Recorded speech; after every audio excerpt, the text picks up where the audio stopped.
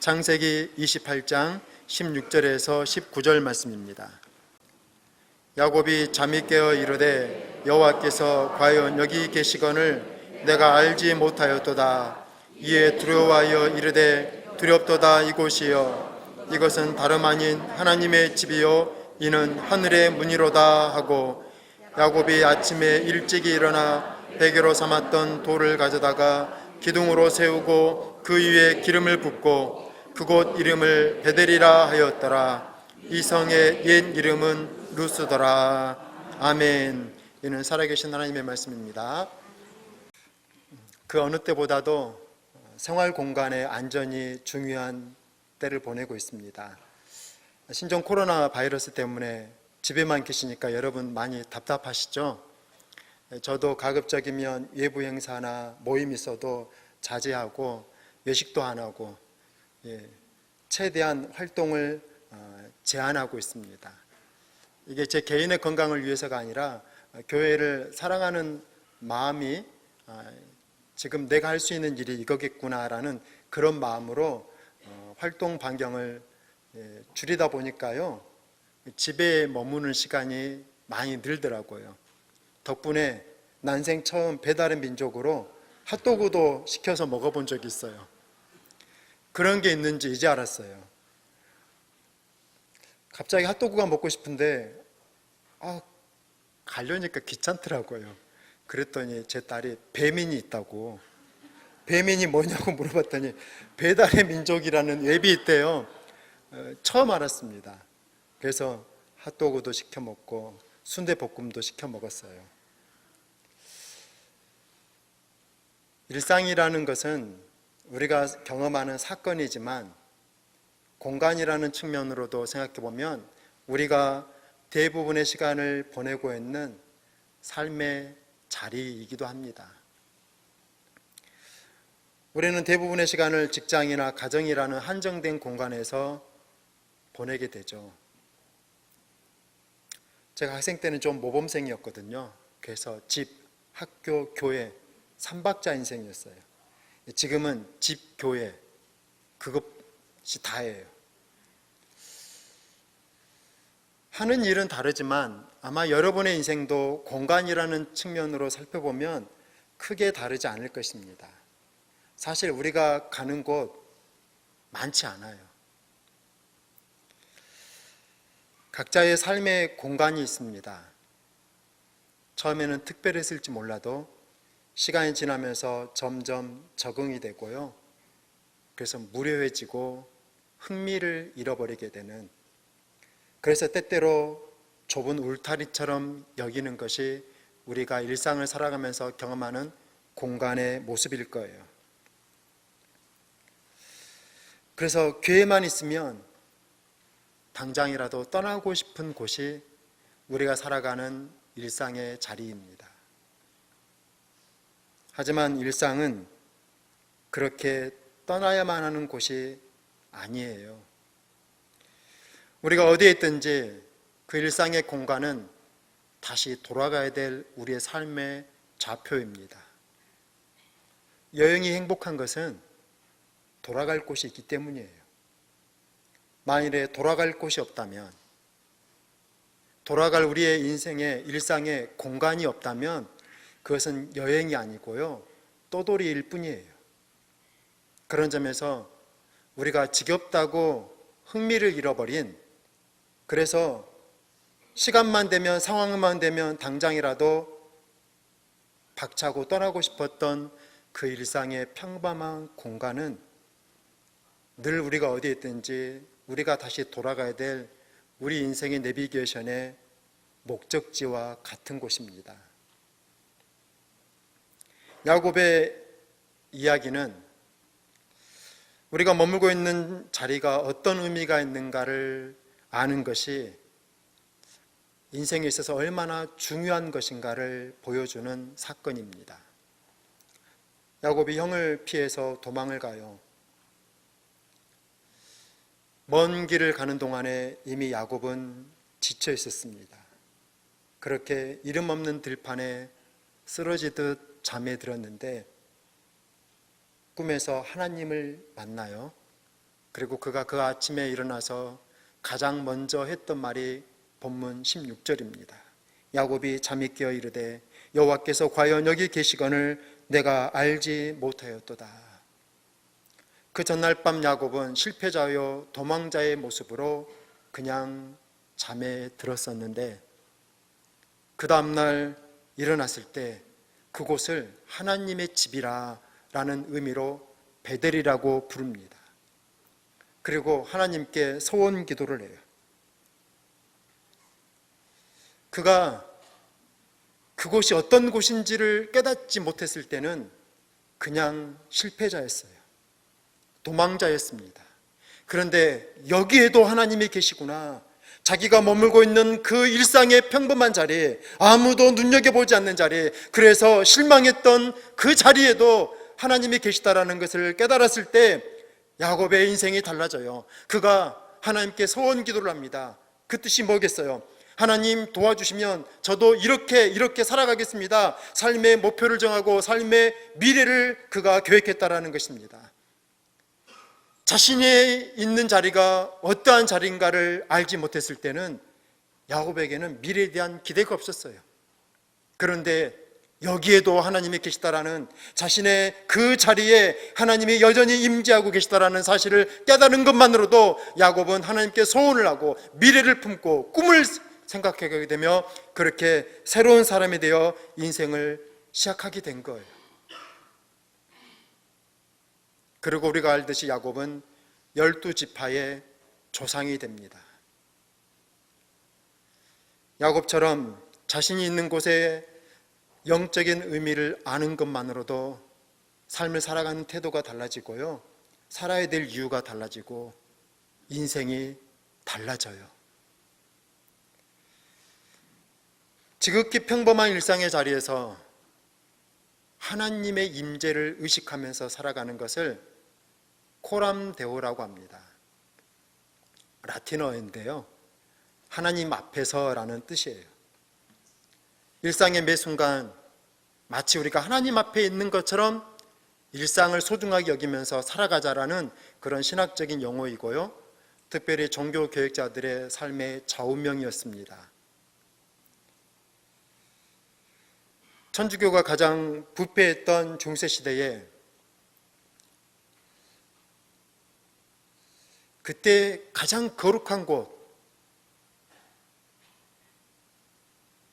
그런 특별한 장소들이 있었어요. 그때는 수세기 동안 진행됐던 십자군 전쟁이 끝나가는 무렵이었는데요, 예루살렘 그 거룩한 성지를 빼앗자라는 그런 단순한 목적으로 시작됐던 것이 십자군 전쟁이잖아요. 그로 인해서 많은 사람들이 죽었습니다. 그것이 실패로 끝나자 그때 거대한 성당을 지어요. 지금도 가보면 도대체 600년 전에 어떻게 이렇게 거대한 성당을 지을 수 있었을까? 건축학적으로도 놀랄 정도의 그런 어마어마한 규모의 대공사를 진행하면서 면죄부를 팔게 됩니다. 중세시대 신학은 어디가 거룩한 곳이냐? 특별한 장소, 특별한 건물, 그렇게 한정되어 있었거든요.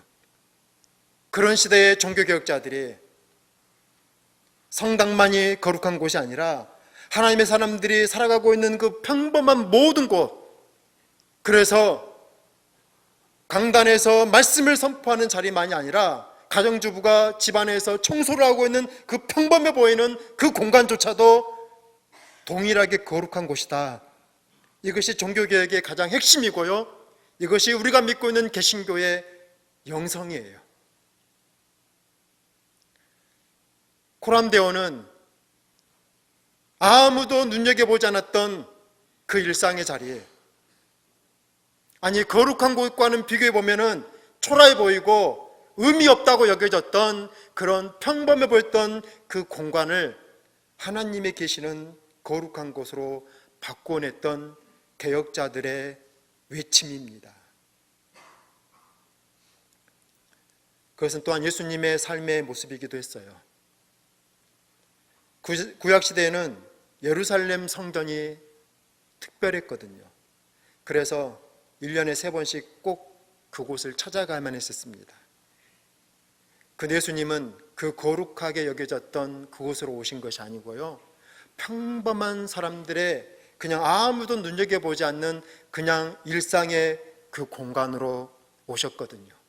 그 이야기는 이제 성전 중심의 신앙이 아니라 하나님의 사람들이 살아가고 있는 그 평범한 자리에서도 하나님을 찾고 예배해야 되는 코람데오의 신앙으로 살아가야 된다라는 그런 의미를 내포하고 있는 것이죠.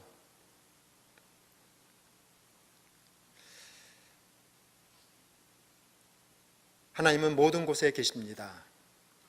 그리고 여러분이 살고 있는 여기에도 계셔요.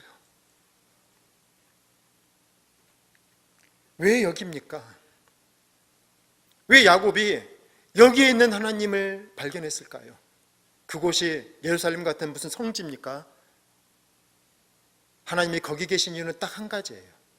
거기에 하나님이 사랑하시는 사람이 있었기 때문입니다. 그곳이 특별한 곳이 아니라 거기에 지금은 나그네처럼, 지금은 도망자처럼 쫓겨가고 있는 사람이지만, 그러나 그를 통해서 하나님의 일을 이루실 것이기에 하나님이 사랑하시는, 하나님께서 선택하신 그 한 사람, 실패자처럼 쓰러져 있는 그 야곱 한 사람이 거기에 있었기에 하나님은 거기에 계셨던 거예요. 왜 여러분의 인생에 여기에 하나님이 계십니까? 다른 이유가 없어요. 거기에 여러분이 있기 때문입니다.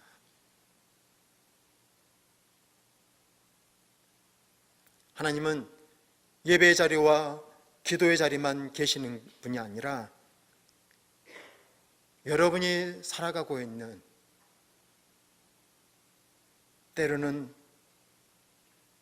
실망하고 때로는 못마땅히 여기고 불평하고 있는 그 평범한 일상의 공간에도 하나님은 동일하게 존재하고 계십니다. 그래서 우리의 일상의 자리가 중요하고요, 소중한 거예요. 인생의 행복은 내가 머물고 있는 삶의 자리를 얼마나 소중한가 깨닫는 정도에 따라 비례합니다. 자기가 있는 곳에 가치를 모르는 사람은 거기에서 행복을 누릴 수가 없어요. 그런 사람은 행복을 찾기 위해서 먼 비행기를 타고 먼 나라로 가야지만이 그런 곳에서 삶의 의미와 행복을 찾을 수 있다고 생각을 합니다. 그러나 진정 하나님의 의미를 아는 사람들, 내가 살아가고 있는 그 평범한 자리에서 감사하고 거기에서 행복을 알 수 있는 사람, 그 사람이 진정 행복한 사람인데, 그런 행복을 알기 위해서 필요한 태도는 코람데오예요. 내가 있는 이 평범한 일상의 자리에 우주로도 담을 수 없는 그 하나님이 나를 사랑하셔서 계시다라고 하는 이 한 가지 사실을 깨닫는 자가 자신의 그 평범한 공간을 그때부터 특별하게 보기 시작하는 것이고요, 비로소 야곱처럼 여기에 계셨거늘 내가 깨닫지 못했노라 하면서 또 다른 미래에 대한 꿈을 품을 수 있는 것처럼 그렇게 그 인생의 일상의 자리를 새롭게 살아가게 될 것입니다. 다윗은 시편 16편에서 그렇게 우리가 생각하고 있는 그 평범한 일상의 공간을 이렇게 표현하고 있어요. 하나님께서 내게 줄로 지어준 구역은 아름다운 곳에 있으며 나의 기업이 실로 아름답도다. 그 시편을 보면 피난처라는 단어가 나와요. 주님밖에 나의 복이 없습니다라는 그런 고백도 나옵니다. 이런 단어들을 연결해서 생각해 보자면 그 시를 지었을 때 다윗의 모습이 뭐였냐면요, 도망자였다라는 거예요. 피난길에 서 있어요. 오늘 본문에 등장하고 있는 야곱과 다를 바 없는 그런 인생의 가장 공고하고 가장 어려운 자리에 서 있었다라는 것입니다. 그런데 다윗은 그런 자신이 머물고 있는 그곳을 하나님께서 줄로 재어준 아름다운 곳이다라고 고백을 하고 있어요. 이것이 단지 풍경을 말하는 것이 아니라는 것은 충분히 아시겠죠. 절망뿐인데, 어디에도 희망의 조각이 없는데, 인생이 다 끝난 것 같은 그 마지막 피난길을 걸어가면서 도대체 왜, 무엇 때문에 다윗은 그런 자신의 공간을 아름답다라고 표현하고 있을까요?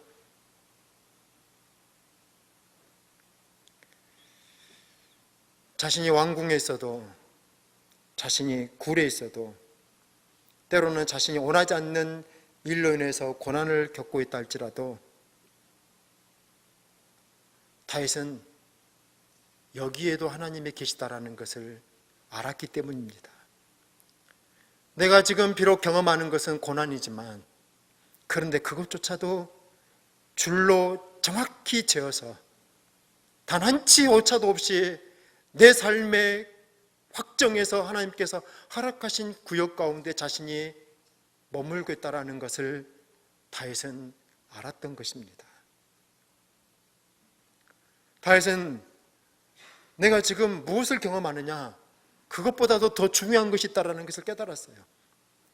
여기에도 하나님이 계시는가, 그것이 자신의 인생을 판단하는 더 중요한 기준이었던 것이죠.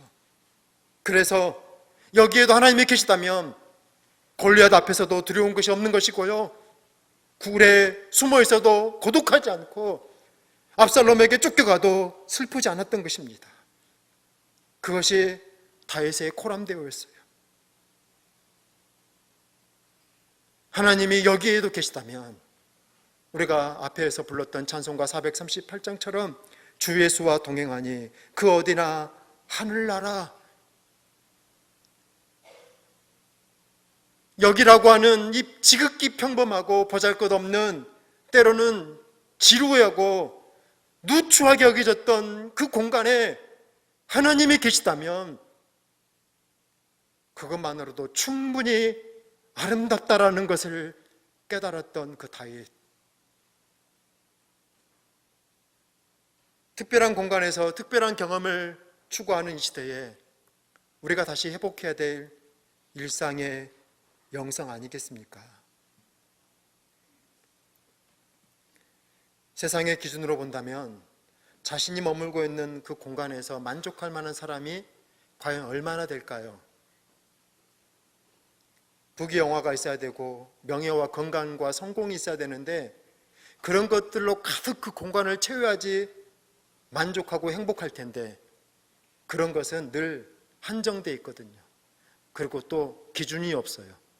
그래서 만족의 끝이 없어요.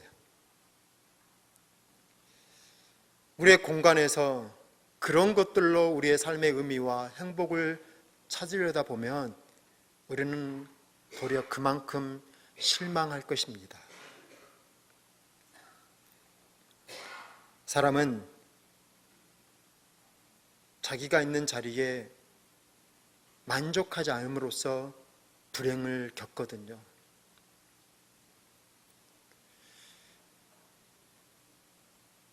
그래서 우리의 대부분의 시간을 그렇게 만족할 수 없는 것처럼 보여지는 일상에서 보내야 되기 때문에 우리에게 필요한 것은 그 공간에 대한 영적인 재발견입니다. 여러분이 지금 어디에 계시든 거기가, 여러분이 말하는 여기가 실망스럽고 못마땅하게 여겨지는 공간이라 여겨진다 할지라도 분명한 사실은 하나님께서 여러분에게 허락하신 삶의 구역이라는 거예요. 때때로는 비좁게 여겨질 것입니다.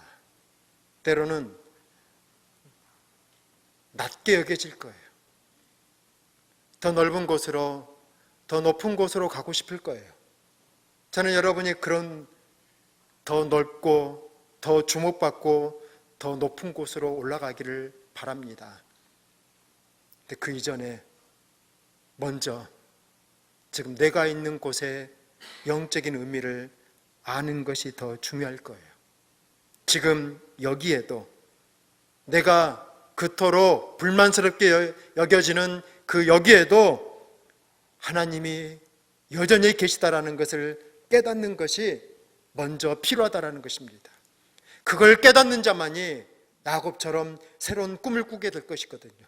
그걸 발견하는 자만이 거기에서 요구되는 삶의 충성과 헌신을 가지면서 자신의 삶을 다윗이 고백했던 것처럼 아름다운 구역으로 바꾸어 갈 것이거든요. 인생이 그냥 아름다워지는 것이겠습니까?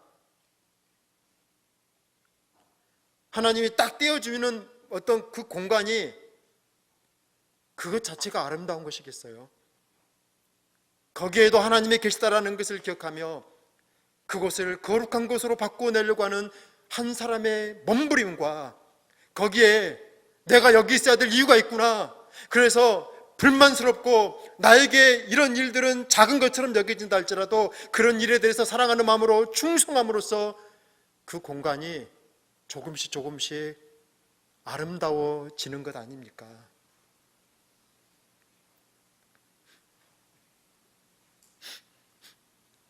아담과 하와에게 하나님께서 아름다운 삶의 구역을 허락하세요. 에덴 동산은 하나님이 줄로 지어서 하나의 오차도 없이 완벽한 공간이었습니다. 그런데 왜 그들이 그곳에서 쫓겨납니까? 왜 그들이 선악과를 따먹습니까? 그 완벽해 보이는 공간에 살아도요, 여기에도 하나님이 계시다라는 것을 망각하니까 그들은 죄를 짓는 거예요. 그리고 그걸 잊어버리는 한 자신의 삶의 자리를 존중하지 못하고 자신의 삶의 자리를 소중하게 여기지 못했던 그들은 거기에 머물 자격을 스스로 상실한 거예요.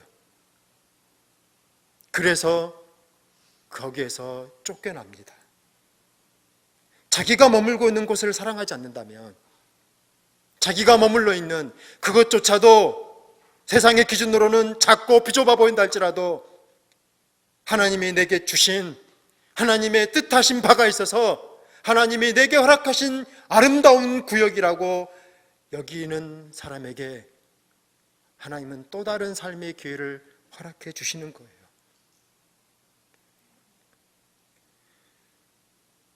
하나님의 사람들이 살아가는 그 모든 자리는 우리의 평가와는 무관하게 하나님께서 줄로 재어주신 아름다운 공간입니다.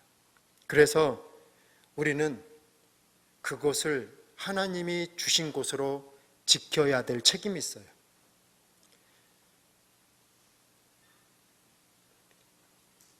이삭이 거주하던 곳에서 흉년이 들었습니다. 그래서 애굽으로 가면 나일강 주변에 그 비옥한 땅이 있거든요. 거기서부터 문명이 시작했던 그런 곳이어서 고대 근동 지역에 기근이 들면 요셉 이야기에서도 우리가 봤듯이 애굽으로 가요. 이집트로 가서 식량을 구하는 것이 그냥 평범한 당연한 수순인데, 그래서 이삭도 기근을 피해서 그곳으로 가려고 했습니다. 그러나 하나님께서 가지 말라고 하세요.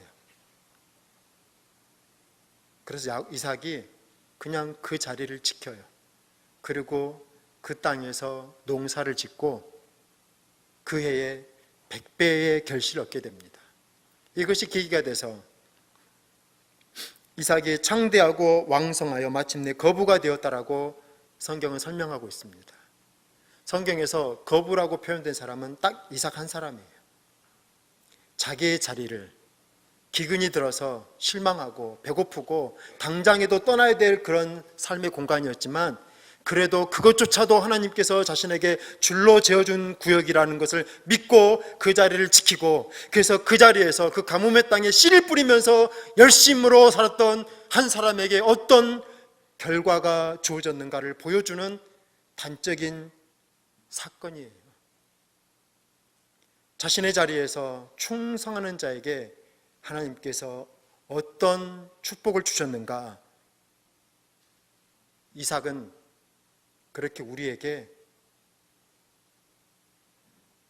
평범한 일상의 자리를 지키는 사람에게 주어질 아름다운 결말의 모습을 보여주고 있습니다. 우리 각자에게 하나님께서 줄로 재어준 구역이 있어요. 가정이 있고요, 일터가 있고, 직장이 있고, 삶의 공간들이 있고, 그리고 믿음의 교회가 있습니다. 그 자리가 어떤 자리이든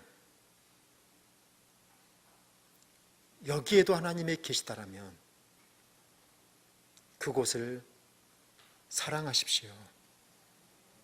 그것을 소중하게 여기고 아끼십시오. 그 자리를 불평하고 그 자리를 누추한 곳으로 여긴다면 실은 우리 스스로가 우리의 인생을 초라하게 만드는 것입니다. 누가 여러분의 인생을 부끄럽게 하는 게 아니에요. 실은 우리 자신이 그렇게 하는 거잖아요. 우리 자신이 감사하지 못하고 우리 자신이 만족하지 않고 여기에도 하나님이 계시다라는 생각 없이 그냥 살고 있을 때 그곳을 보잘것없게 만드는 것은 그 누가 아니라 사실은 그곳을 가장 사랑하면서 살아야 될 내 자신이었거든요.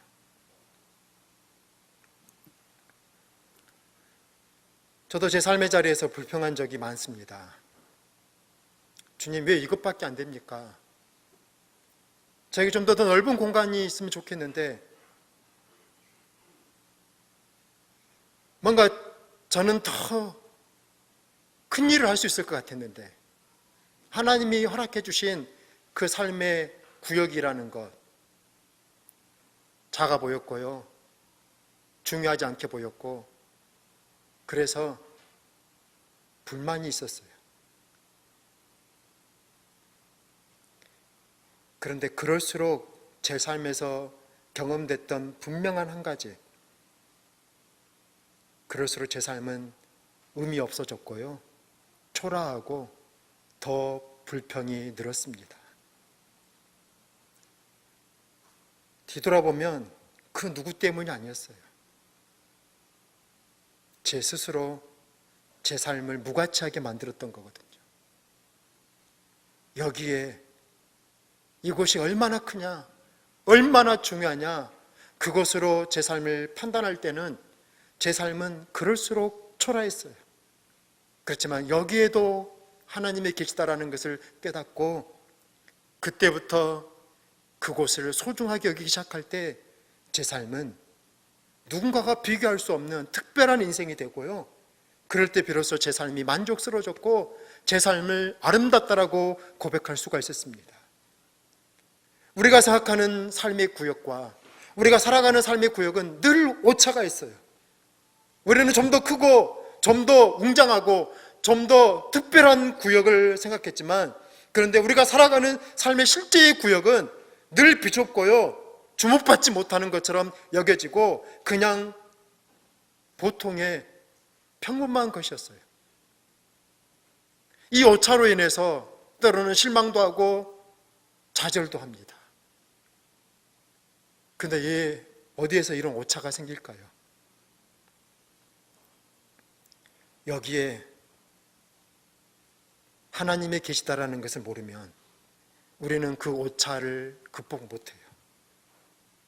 비록 내가 생각하는 그만큼의 큰 구역은 아니지만, 내가 생각했던 그런 행복한 자리는 아니라 할지라도 여기에도 하나님이 계시다라고 하는 것을 발견하면 그 오차를 극복하고요, 내가 바랬던 그런 아름다운 구역은 아니라 할지라도 이것조차도 하나님께서 내게 허락하신 구역이라고 한다면 그때 비로소 살아가야 될 삶의 의미와 목표가 달라지고 일상을 살아가는 내 삶의 태도가 달라지고 그때 인생이 아름다워지는 거죠.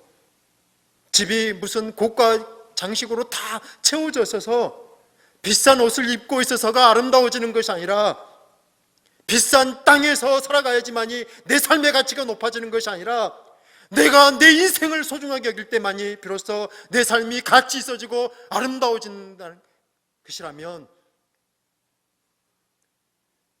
그 좁은 그 구역을 사랑하는 것, 소중하게 여기기 시작하는 것, 그것이 바로 코람데오예요. 일상을 쉽게 바꾸지 않았습니다. 그래서 어쩌면 지금 여러분의 일상은 1년 뒤에도, 아마 더 많은 시간이 지난 뒤에도 크게 다르지 않을 거예요. 일상은 하룻밤에 확 뒤바뀌어지는 게 아니거든요. 지금의 일상이 수많은 시간의 누적으로 만들어진 거잖아요. 이게 어떻게 하룻밤 만에 1년 사이에 우리가 노력한다고 그게 확 바뀌겠어요? 크게 달라지지는 않을 거예요. 그러나 그 일상의 자리를 생각하는 우리 마음의 태도는 하룻밤만 해도 바뀔 수가 있습니다. 야곱처럼. 그리고 그 자리를 새롭게 보기 시작할 때, 거기에도 하나님이 계시다라는 것을 깨닫게 될 때, 그때부터 이 인생이, 그 일상이 다르게 보이는 거예요. 여러분의 그 평범한 자리에 하나님이 여러분의 인생에 계십니다. 그리고 그것 때문에 우리가 살아가야 되는 것이고요, 그것 때문에 우리가 우리의 일상을 충성스럽게 살아가야 되는 것이라면,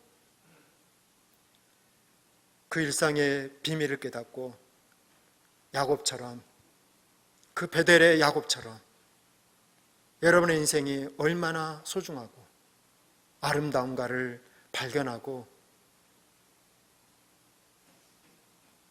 그것이 일상을 살아가는 삶의 에너지가 되고 동력이 되고 목표가 될 수 있기를 간절히 바랍니다. 코로나 바이러스로 인해서 우리 일상의 공간이 오염될 때 얼마나 무서운 일이 일어날 수 있는가를 우리는 목격하고 있습니다. 그래서 가급적이면 그 공간을 깨끗하고 묵은 상태로 두려고 많이 애쓰고 있잖아요. 바이러스에 오염되는 것도 위험한 일이지만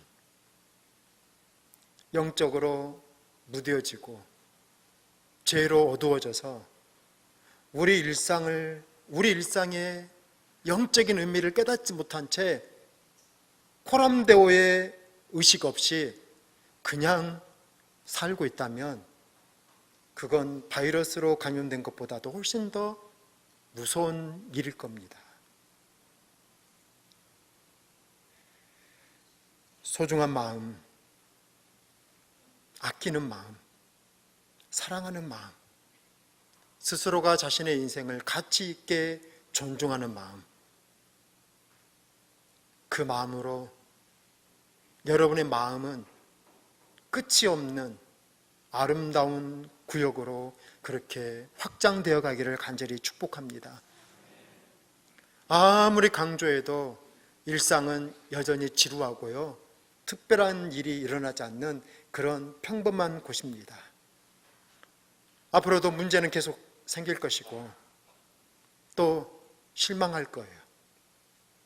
그래서 그렇기 때문에 더더군다나 코람데오의 믿음이 필요합니다. 그 일상에 버려졌던 들판, 거기에서 여기에도 계시는 하나님을 발견했던 그 야곱의 그 깨달음, 도망가면서조차도 자신의 인생은 하나님의 주권 가운데 있기에 이 일도 하나님께서 필요하셔서 허락하신 삶의 한 조각임을 기억하면서 자신의 인생을 끝내는 아름답다고 고백하는 다윗처럼 그렇게 누구보다도 여러분의 인생을 소중하게 여기면서 살아가시는, 그래서 우리도 마지막 날 우리의 인생을 아름다웠다라고 고백할 수 있는 그런 신앙의 사람들이 될 수 있기를 간절히 축복합니다.